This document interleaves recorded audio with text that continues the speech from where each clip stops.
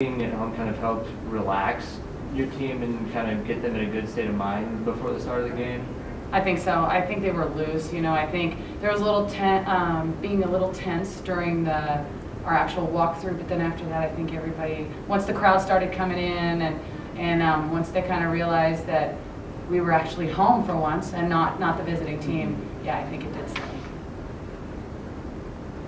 You got really solid balance out of your offense tonight. You both had double-digit kills, and you had a third one. How much of an advantage is that when you don't have to rely on one person for every swing? I mean, well, it's really nice having the team because we all kind of balance each other out and pick each other up and depend on each other. And yet we take care of what we have to take care of, but we know that she'll take care of me, and we all just kind of pick each other up and play off each other too.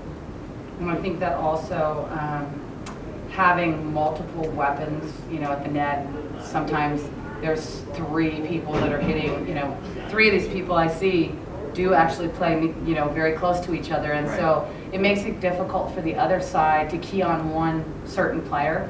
And I think we kind of go out with, we want to do that to other teams, and we want them to have to think and have to move and have to not guess, because I think sometimes that's, our setter's doing a good job of moving the ball around, because we have 1, 2, 3, 4 kids that had 20 plus swings. Right. Yeah, and then 2 others that had over 10. No, 3 others that had over 10. Yeah, huge tonight. It seemed like the block really kind of got going, at least in that third set. Was there something that changed, or was it just a matter of you guys forming it in more time manner? You kind of get. Why was it different? Yeah, why was it different? Well, It seemed like mid-third set, moving into the fourth. And we did talk about it during the break. We talked about, because we only had a few blocks, I don't have them with me right now, but we only had a few blocks and they were out blocking us. And that has been one of our strengths in the last month. In the first 2 weekends playing against ranked opponents, pretty much every single match, we had to put up a strong block. And I think we're doing a really good job of putting our block in a good position to be successful. And that's what we talked about in the first 2 sets. And then we were moving our block inside, from the outside inside, and as it moved inside, that's where we were getting all the blocks. Excuse me. Obviously it's kind of a rough start to the season, but right now you have another home match tomorrow with the chance to go, 500 in the conference.